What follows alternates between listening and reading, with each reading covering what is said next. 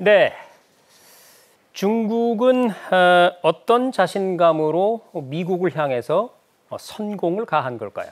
오늘 도움 말씀 주실 분으로 서울대학교 아시아연구소의 민원정 객원연구원 나와 계십니다. 박사님 어서 오십시오. 네, 안녕하세요. 네. 네. 우리나라에 의외로 이 중남미 전문가분들이 그렇게 많이 계시질 않거든요. 오늘 저희가 우리 박사님을 특별히 모셨습니다. 아닙니다. 자, 중국이 미국을 옥죄할 수 있는 대표적인 전략 물자가 앞서도 살펴봤던 히토류죠. 네. 그런데 그동안은 미국의 공격에 중국이 주로 방어를 하는 모습이었거든요. 네. 이번에 양상이 좀 다르네요. 네, 그렇죠. 중국이 어떻게 보면 선제 공격에 들어갔죠. 네. 저는 이제 중국 전문가도 아니고 미국 전문가도 아니지만 제가 칠레에서 연구하고 강의했던 경험과 또 한국에 와서 칠레, 브라질에 출장을 가면서 중국의 영향력이 얼마나 커져가고 있는지를 실제로 체감했기 때문에 네.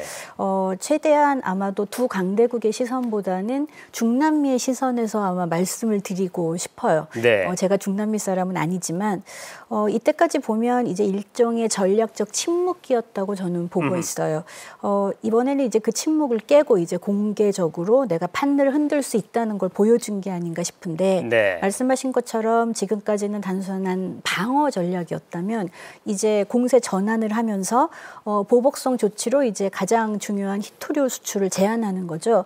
그런데 이제 이런 상황에 달아진 이유는 중국이 이제 먼저 압박 카드를 꺼낼 수 있을 정도로 내가 그동안 깔아놓은 판이 크다는 어떤 자신감이 있지 않았을까 그렇게 생각을 합니다. 그래서 네.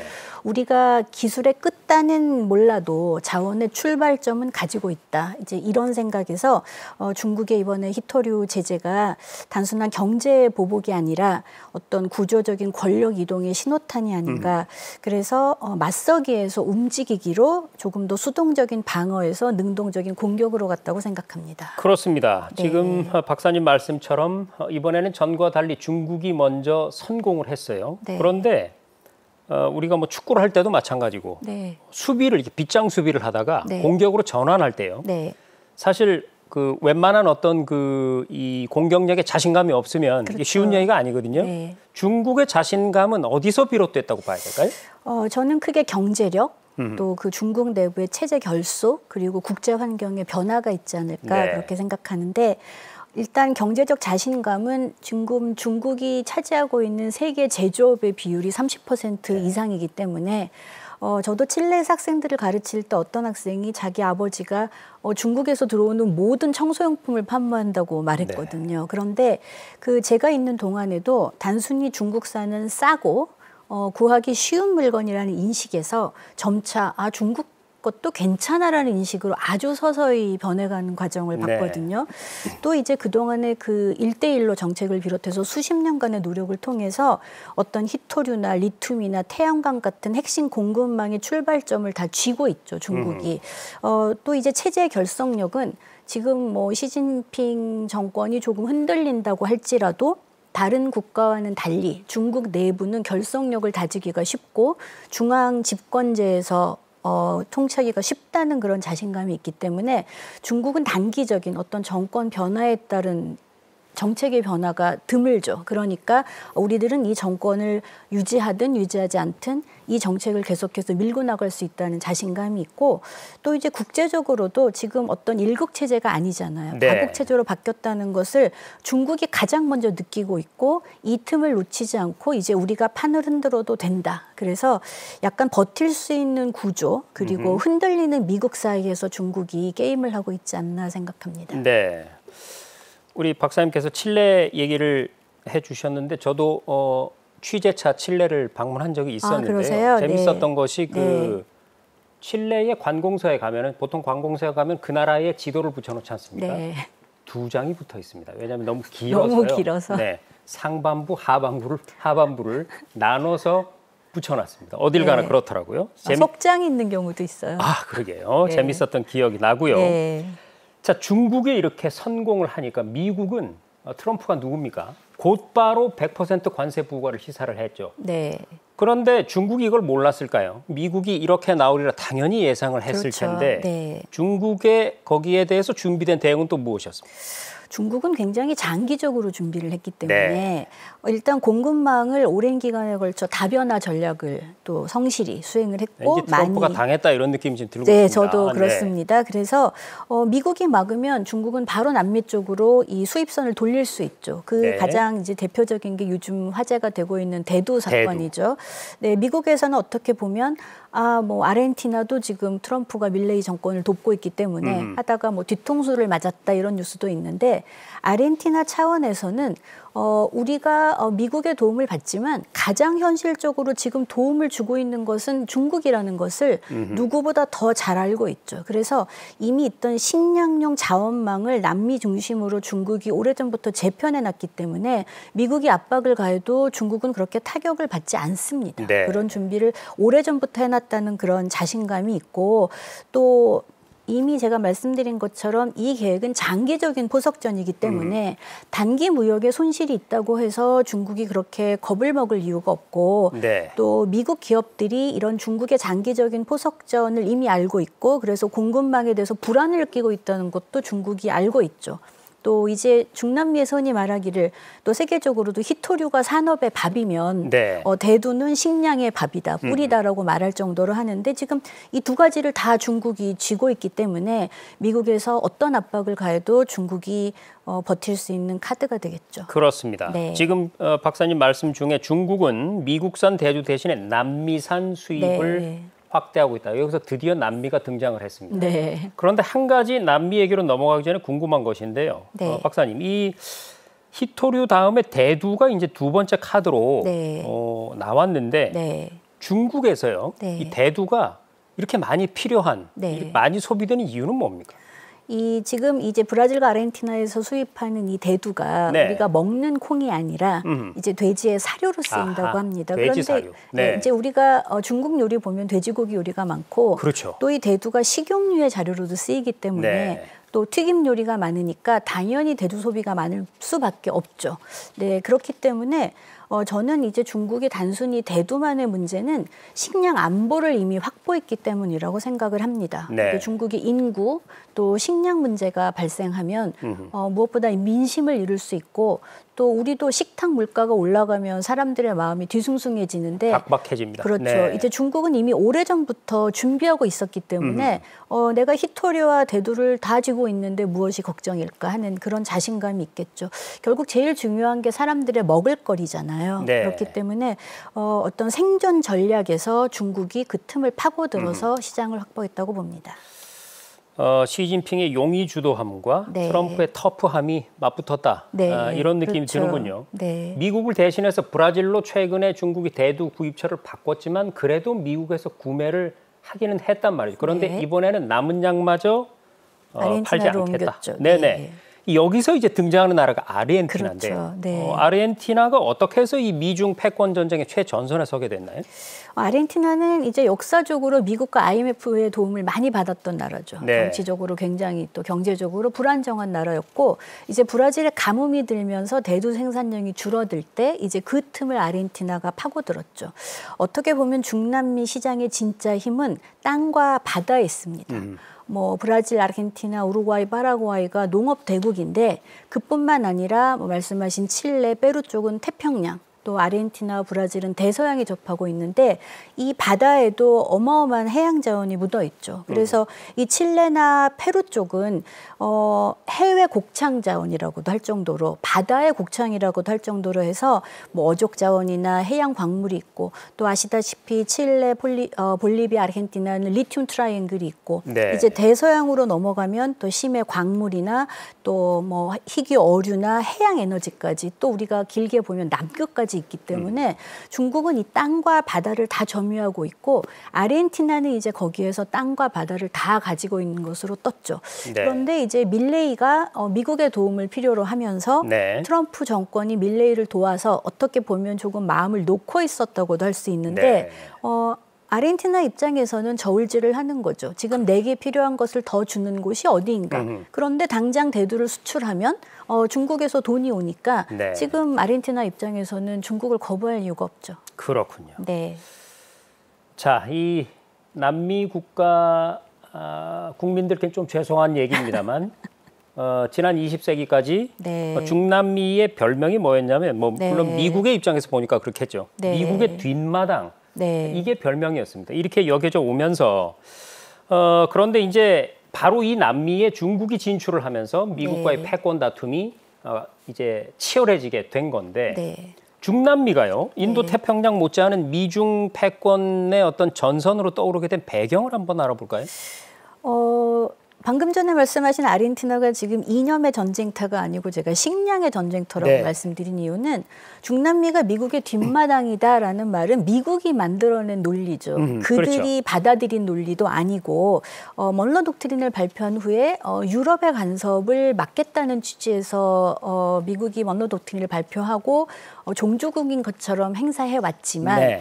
그러나 이제 이 남미 국가들도 미국의 개입을 직접 간접적으로 받아가면서 그리고 민주화 과정을 거치면서 미국도 우리가 믿을 나라는 못 된다는 것을 충분히 배웠습니다. 그래서 중남미 국가들이 우리가 흔히 얘기할 때 왜 이렇게 못 사나를 얘기하시지만 반대로 생각해 보면 그렇게 형편이 어려운데 어떻게 아직도 망하지 않을까라는 그런 거버넌스를 우리가 볼 필요가 있는데 중남미 자체 국가들이 비록 빈부격차가 심하고 치안이 불안하다고 할지라도 그렇게 미국이 만들어낸 미국의 뒷마당이라거나 미국의 영향권의 안에 있다라고 하는 논리로 놀아나진 않습니다.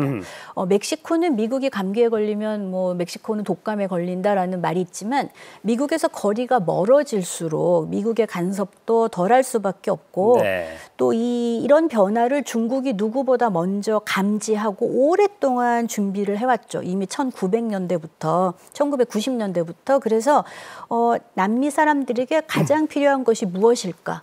바로 제가 말씀드린 어떤 식탁의 문제, 먹을 것의 문제, 네. 이념의 안보, 이념이 중요한 게 아니라 생활 안보 차원에서 이제 중국을 그 틈을 파고들어서 중남미는 자원의 보고로서 굉장히 중요한 곳으로 이제 버텨나갔고 상대적으로 미국은 냉전 이후에 중남미를 좀 방치했죠. 굉장히 네. 안심하고 큰형님인 그러게요. 것처럼 했지만 이제 그 사이에 중국이 이미 너무 발을 뻗어나서 조금 늦은 감이 있지 않나 그렇게 그렇네요. 봅니다. 네. 얘기를 듣다 보니까 이런 느낌도 드네요. 과거에 그 미소 냉전 시대 때는 네. 이념을 두고 그렇죠. 사실 별 필요 없는 싸움도 하고 막 그렇죠. 그랬거든요. 네. 그런데 바로 이 식량 문제라든지 이런 것이 네. 불거지는 이유가 바로 미중 갈등 같은 경우는 네. 이념과는 별 상관이 없는 그렇죠. 철저히 실익 중심의 그렇죠. 다툼이다. 네. 이런 느낌이 들고요. 네.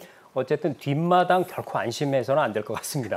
네. 그런데 미국 입장에서는 상황이 이렇다 보니까 남미에서 중국의 영향력이 더 이상 커지는 걸 용납할 수가 없겠죠. 네. 전보다 더 세게 나가야 될 텐데 그렇죠. 콜롬비아가 그 예죠. 네, 뉴스에 나오고 있는데 네. 사실 어떻게 보면 콜롬비아의 마약 문제도 콜롬비아의 마약이 퍼지게 된 이유는 미국이 멕시코의 마약 문제를 진압하는 과정에서 네. 오히려 이렇게 풍선처럼 퍼져나갔기 풍선 효과. 때문에 네. 어떤 애증의 관계죠. 미국이 마약 카르텔을 진압해 주기도 하지만 네. 가장 큰 마약의 소비층은 또 미국이기도 하고 이 마약의 모든 원천이 미국이기도 하고 그러나 콜롬비아도 중국이 가만히 두진 않았죠. 이미 오래전부터 플랜 콜롬비아 이건 이제 미국이 한 거지만 중국이 오랜 시간에 걸쳐서 인프라를 많이 도와주고 있었어요. 그러니까 네. 지금 콜롬비아 입장에서도 미국이 조금 계획을 바꿔서 조금 유연한 정책으로 인프라를 도와주겠다고 나가고 있지만 이미 중국의 자본이 너무 많이 침투가 되어 있기 때문에 콜롬비아 입장에서도 지금 기술, 경제, 안보 또는 전략적 견제 이런 차원에서 외교 전략을 잘 마련해야 되지 않을까. 콜롬비아도 고민이 많아 보입니다. 네. 들으면 들을수록 미국의 뒷마당의 동생들을 데리고 맏형 노릇을 하던 네. 미국. 여기에 중국이 끼어든 거 참 묘수다 이런 생각까지 드는데요. 네. 근데 이게 또 하루아침에 되는 일이 아니거든요. 그렇죠. 중국이 이 중남미에 공을 들이기 시작한 게 언제부터입니까? 제가 칠레 2004년도에 갔는데 네. 이미 그 전부터 중국의 흔적이 있었습니다. 아하. 그리고 이제 사는 동안 중국이 보이게 보이지 않게 점점 발을 넓혀가는데 네. 중국은 이제 처음부터 뭐 이념으로 접근한 게 아니라 가려운 곳을 긁어주는 정책, 정말 중남미에 필요한 뭐 항만 시설을 놔주고 도로를 깔아주고 네. 그러니까 중남미 사람들의 입장에서는 당장 뭐 이념이나 안보도 중요하지만 어떤 공산주의 대척점이 없기 때문에 네. 그리고 중남미의 좌우 개념은 누가 빈부격차를 해소해 줄 것인가. 누가 먹고 살게 해주나. 그렇죠. 네. 신자유주의인가 포퓰리즘인가 뭐 아르헨티나의 경우에는 신자유주의인가 패론주의인가를 가는데 그때 이제 중국은 영향력을 서서히 그리고 확실하게 남미 곳곳에 뿌렸죠. 네. 그래서 특히 또 중국은 단순히 내가 중남미에서 물건만 사고 파는 나라가 아니라 우리 같은 개발도상국, 어려운 글로벌 사우스의 개념으로 이미지를 잘 포장하면서 네. 문화 정책도 함께 펼쳤습니다. 그래서 제가 칠레에 있는 동안에도 중국의 무용단이 해마다 공연을 오고 또 뭐 공제학당도 중남미는 그렇게 이념에 거릴 게 없기 때문에 뭐 그뿐만 아니라 뭐 의료 구호나 공중보건이나 뭐 미디어나 네트워크 여러 차원에서 확장 전략을 폈죠. 그래서 어떤 파트너십이 굉장히 확대되어 있기 때문에 어떤 문화 전략이 어떤 경제나 힘을 또 보완하면서 어떤 자원 관계뿐만이 아니라 어떤 생활 관계 차원으로 이미 확대했습니다. 그렇군요. 네.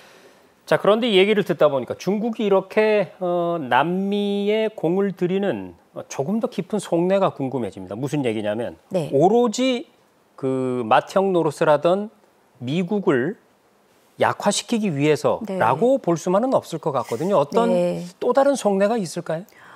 저희가 지금까지 강조한 자원 문제, 그러니까 네. 경제적 이유, 그리고 저는 장기적 차원에서 식량 안보 문제에서 중국이 아하. 공을 들였다고 생각합니다. 이제 대두가 그 예가 될 수 있는 것이고, 그렇죠. 지금 기후 변화 때문에 전 세계가 곧 식량 위기를 맞을 수도 있고 그런 여러 가지 차원에서 중국이 식량 안보도 준비를 했고 또 어떤 지정학적 균형도 있죠. 남미에서 꼭 이념적으로 미국을 몰아내기보다 지금 파나마 운하도 미국과 계속 문제가 되고 그렇죠. 있는 이유는 미국 입장에서는 혹시 파나마 운하를 통해서 뭐 예전에 쿠바에서 미사일을 쏜 경험도 있고 해서 네. 여기로 뭐 무기를 들여오지 않을까 걱정을 하지만 중국 입장에서는 파나마 운하를 자유롭게 통과함으로써 더욱더 네. 물자를 자유롭게 중남미 전체에 가지고 갈 수 있기 때문에 조금 더 저는 경제적인 차원에서 접근하고 있다고 봅니다. 네. 네.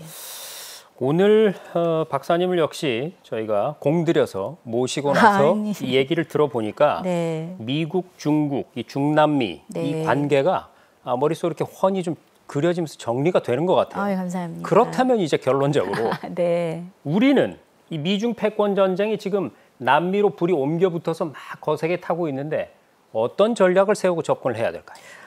정말 쉽고도 어려운 질문인데요. 지금 우리가 중국이 이렇게 배포 있게 나오는 데에는 오랜 장기간의 포석이 깔려 있다는 것을 봤잖아요. 그래서 이제 저는 외교적인 포석을 얘기하고 싶은데 중국은 중남미 이념적으로 접근한 적이 없습니다. 네. 겉으로 보기에는 최소한 늘 우리는 함께하는 곳, 또 우리는 너희가 필요한 것을 도와주는 나라 그러면서 어떤 비서구권 연대, 글로벌 사우스의 공동체 연대 의식을 아주 서서히 조성해 왔어요. 그래서 스며들듯이. 그래서 어떤 뭐 브라질이나 아르헨티나, 칠레 같은 이런 주요 나라들과 경제 협력을 넘어서서 우리도 미국 중심의 어떤 질서에서 대안이 될 수 있다는 것을 이미 메시지를 던져왔고 네. 또 충분히 던져줬다고 생각합니다. 그래서 이미 대체 네트워크를 충분히 구축했기 때문에 우리도 물론 미국도 여전히 자신감이 있죠. 미국은 미국이니까. 그러나 저는 한국도 조금 더 장기적인 안목에서 우리가 할 수 있는 인프라 영역이라든가 네. 뭐 ODA 산업이라든가 우리가 할 수 있는 일을 조금 더 생활안보 차원에서 또 우리에게도 중요한 일이기 때문에 식량을 확보하는 일은 그래서 어떤 그런 안정감을 주는 전략을 우리가 어떻게 중국만큼 해라고 생각하기보다 그래도 조금 그 빈틈을 우리가 한번 채워주면 조금 더 좋지 않을까 저는 그렇게 생각합니다. 네. 유연함과 네. 기민함이 좀 필요한 상황이다 그렇죠. 이런 생각이 네. 드네요. 네. 곧 있을 경주 에이펙 정상회의에서 미중 정상이 만납니다. 만나기만 하면 으르렁거렸는데 이번에 한국에서 그 갈등이 좀 해소되고 봉합될 수 있는 계기가 마련되면 좋겠네요. 지금까지 도움 말씀에 서울대학교 아시아연구소의 민원정 객원연구원이었습니다. 박사님 고맙습니다. 감사합니다.